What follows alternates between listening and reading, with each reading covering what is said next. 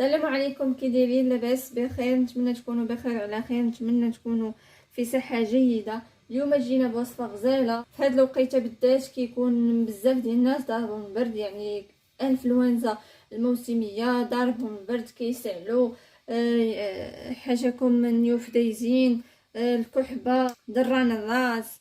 المهم كيكونوا بزاف ديال الاعراض ديال الانفلونزا الموسميه، وهذا المشكل كيزعجنا بزاف. كنبغيو زعما الحل ديالو. هاد الوصفه زوينه، ما عندي ما نقول فيها، غزاله كتلاق لهذا المشكل بالذات ديال الانفلونزا الموسميه. كتقضي عليه غير مع المداومه، نهار على نهار غادي يبدا يبان لكم المفعول ديال هاد الوصفه، بدا كيبان بلا ادويه بلا حتى شي حاجه. ما نحتاجوش كاع نمشيو للفارماسيان مع هاد الوصفه ان شاء الله. المكونات ديال هاد الوصفه ساهلين ماهلين. عندنا سكينجبير طري، ماشي هذاك اللي غبره، يكون طري ومحكوم، ماشي غبره، لا غبره لا. غنحتاجو الزعتر، هذا عندي انا زعتر بلدي. وغادي نحتاجو الليمون، انا غادي نحتاج غير وحده. غادي نحتاجو الليمون، ولا اللي بغا يدير الحامض يدير الحامض، المهم بحال الليمون بحال الحامض في هذه الوصفه. وغادي نحتاجو العسل، يكون حر، عسل النحل، ماشي عسل السكر وماشي شي حاجه اخرى. هذا يكون يا اما يكون عسل النحل، اللي ما عندوش ما يدير حتى شي حاجه عليه، يخلي هاد العناصر كيما هما، ما يزيدش عليهم العسل. الا ما كانش عسل حر، كان عندكم العسل الحر ديال النحل حر، يعني متاكدين منه حر، ضيفوه. هاد الوصفه ديال اليوم ساهله، سكنجبير راه غني عن التعريف، الفوائد ديالو عديده وعديده بزاف، كيطلق هذا المشكل ديال الانفلونزا الموسميه. والزعتر كذلك راه لا يعلى عليه، راه غير المغلي ديال الزعتر راه كينفسنا. بالنسبه للي مخنوقين والجهاز التنفسي عندهم مخنوق، راه غير الزعتر بوحدو راه واعر، غير المنقوع ديالو فن، ما عندي ما نقول فيه. وعاد زيد راه البرتقال راه ملي كنمرضوا كيضربنا البرد، يعني كيجينا الرواح ولا الانفلونزا الموسميه، كيقولوا لينا كولوا الليمون كولوا الليمون كولوا الليمون، حيت زوين بزاف، فيه فيتامين سي، كيساعدنا على مقاومه هذا الزكام ولا هذا البرد اللي ضربنا. الليمون راه فن، راه غني عن التعريف. زائد العسل الحر، راه حتى هو راه غير سميتو راه داوي عليه، ما نحتاجوش اي واحد يكتب غير الفوائد ديال العسل الحر في جوجل، راه غادي يطلع ليه الملايين ديال الفوائد. غادي نحتاجو، انا هذه عابراها، عندي معلقه صغيره، هي معلقه صغيره ديال سكنجبير طري.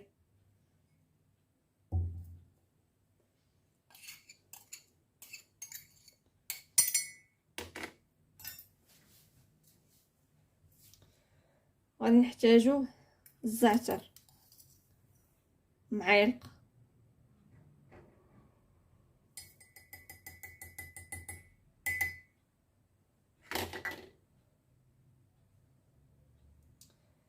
هاد البرتقال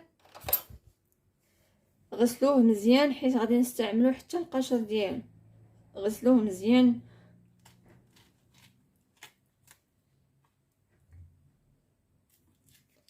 عندكم هذاك الكبير ديروه، عندكم هاد الصغير ديروه. هاد الصغير راه وقت ديالو، هاد الماندارين هذا هو الوقيته ديالو. نعصروه وحتى نديروه كلشي ليه، لان في الاول عصروه.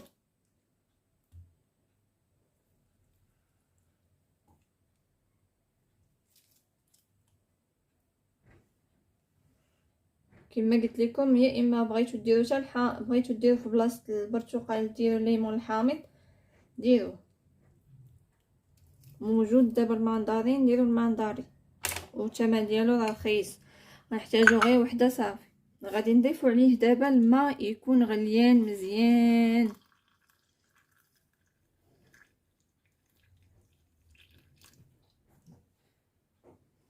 هاد المشروب راه غزال بزاف والله العظيم، الا فن، وتا المذاق ديالو زوين.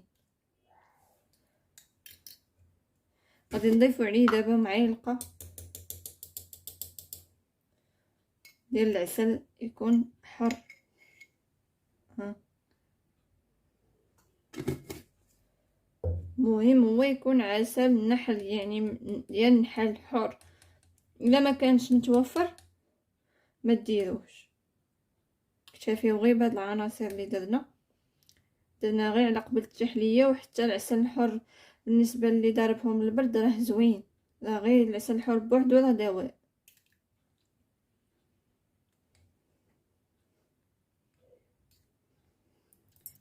هاد المنقوع غادي نخليوه ان شاء الله حتى الصباح، يعني غادي نديروه بالليل ضروري ضروري ضروري ضروري. هاد المشروب نديروه بالليل ونخليوه ليله كامله، يعني نديروه بالليل حتى الصباح عاد غادي ناخذوه.